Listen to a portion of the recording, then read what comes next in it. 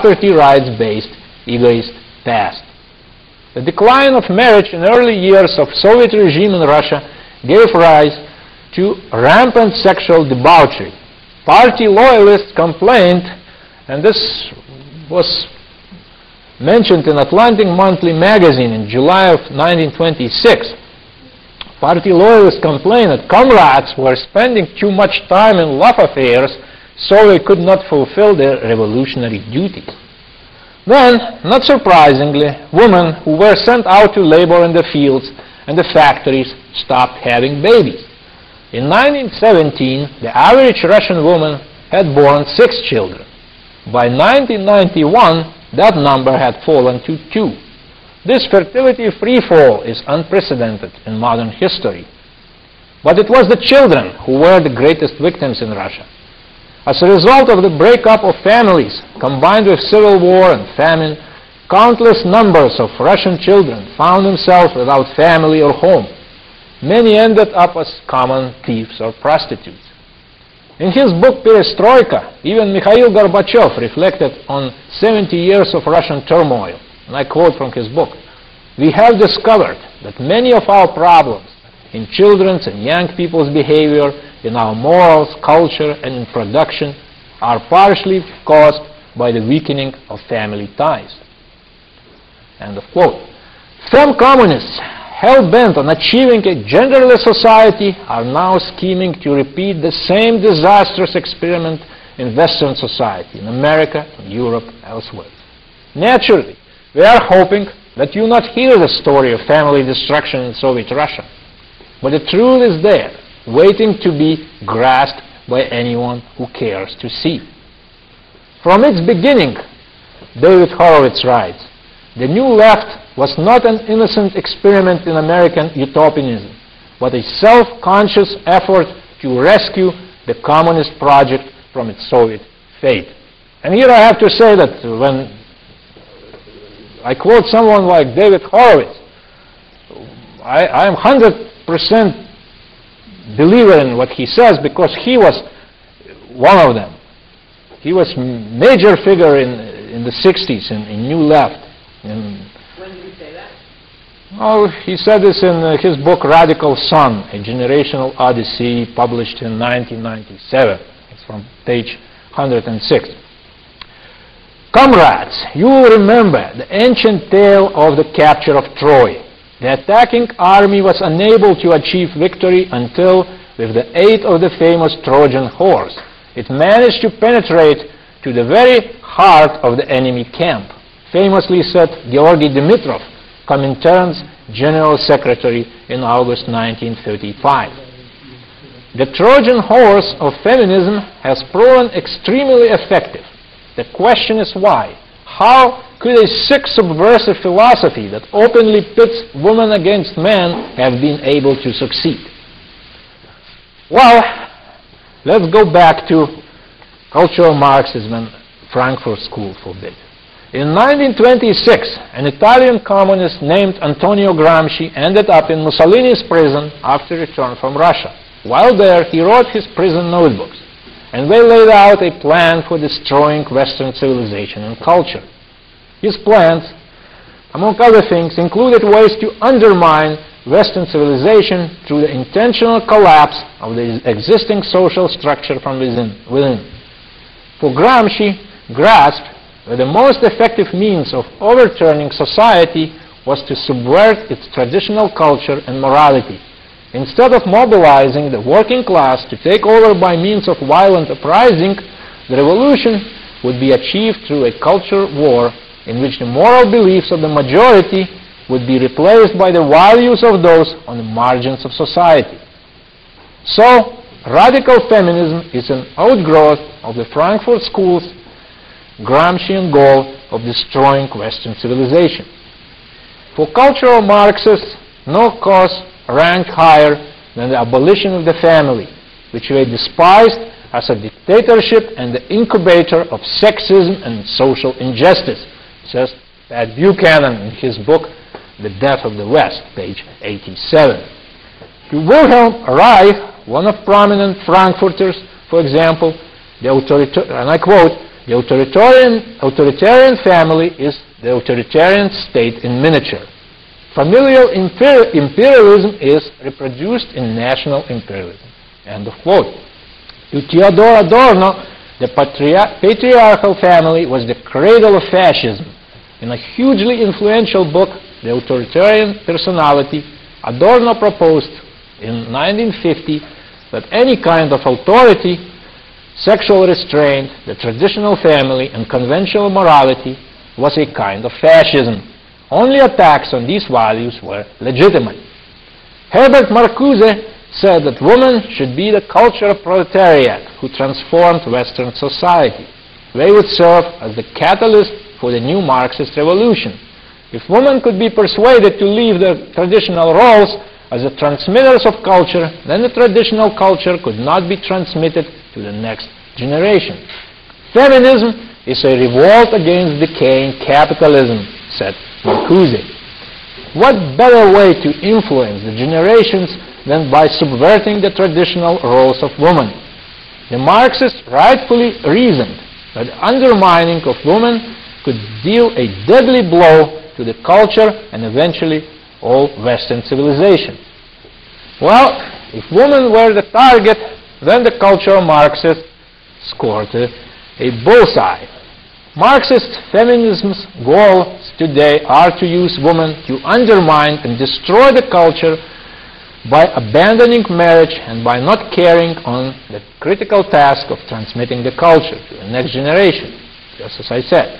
Today's feminists use women to advance the destruction of families while convincing them they are somehow a victim of the patriarchal structure.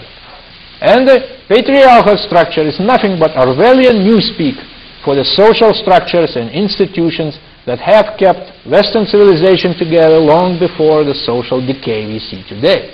Reflecting the power of patriarchy, actually, even Confucius in China, many ages ago, stated that, I quote, "The strength of a nation derives from the integrity of the home."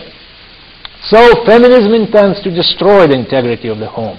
The very name, the women's movement, and claim to be for equality are but a smokescreen for a diabolical crusade to destroy the institution of the family, which interferes with state brainwashing of the young. To many feminists, the phrase women's liberation means liberation from the traditional and, in their view, narrow and constructing roles of wife and mother, says again Ted Buchanan in his book The Death of the West, page 39. There is no more fundamental yet delicate relationship in society than male and female. On it depends the family, the red blood cell of society. Nobody with the interests of society at heart would try to divide man and woman. Well, this is exactly what radical feminists today are doing. Marriage, writes Andrea Dworkin in her book Pornography, Man Possessing Woman, marriage is an institution that developed from rape as a practice. Rape, originally defined as abduction, became marriage by capture. Marriage means the taking was to extend in time to be not only use but possession of or ownership. Wow, pure Marx. Family is evil. Feminists have long criticized marriage as a place of oppression, danger, and drudgery for women, says Barbara Findlin in her article, Is Marriage the Answer?, published in 1995. For example, feminist Professor Alison Jagger calls the nuclear family, and I quote, a cornerstone of women's oppression. It enforces women's dependence on man, it enforces heterosexuality, and it imposes the prevailing masculine and feminine character structures on the next generation. The National Organization for Women now sells a bumper sticker with the motto, "One nuclear family can ruin your whole life."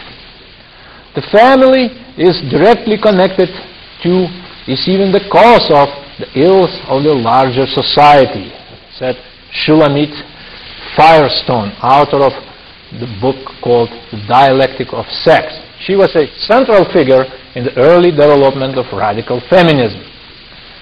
Barbara Ehrenreich, a columnist for Time magazine in the 1990s, wrote that the family is personal hell, a nest of pathology and a cradle of gruesome violence, where, and I quote from her article, we learn nasty things like hate and rage and shame. End of quote. This is from her article called "Oh, Those Family Values," published on July 18th of 1994 in Time magazine. Then she cites, as she claims, a long and honorable tradition of anti-family thought. And I quote again, "The French philosopher Charles Fourier thought that the family was a barrier to human progress. Early feminists saw a degrading parallel between marriage and prostitution. More recently, the renowned British anthropologist Edmund Leach stated that far from being the basis of the good society, the family, with its narrow privacy and tawdry secrets, is the source of all discontents." End of quote. This is again from her article in Time magazine. Ehrenreich sneers at a culture that fetishizes the family as the ideal unit of human community. She claims that, I quote her, "For a woman, home is statistically speaking the most dangerous place to be." Families have supported oppression by separating people into small, isolated units unable to join together to fight for common interests, says Linda Gordon, a radical feminist writer and professor of history at New York University. And I want to say that I just told all of them that it wouldn't sound that I do this lecture and it's just what I say is just because I say so. These are their voices. The institution of marriage is the chief vehicle for the perpetuation of the oppression of women. This is what said University of Chicago sociology professor Marlene Dixon in 1969. Then don't forget Hillary Clinton's comparison of marriage and the family to slavery and the Indian reservation system. I think promoting marriage is as a goal in and of itself is misguided. It is insulting to women. Now President Kim Gandhi said in 2001. Now again, Andrea Dworkin, she said, "Families make possible the super-exploitation of women by training them to look upon their work outside the home as peripheral to their true role." Among feminists, the slavery simile competes with the prostitution metaphor. "Being a housewife is an illegitimate profession," wrote Viviane Gornick, Penn State professor and author in 1980. "The choice to serve and be protected and plan toward being a family member is a choice that shouldn't be. The heart of radical feminism is to change that." This again, Viviane Gornick, from her article, "You Don't Know Feminism," published in April of 1981. "I can't mate in captivity," Gloria Steinem told a Newsweek reporter in 1984. In 1991, Wall Street Journal piece quotes feminist legal scholar Catherine McKinnon as saying, "Feminism stresses the indistinguishability of prostitution, marriage, and sexual harassment.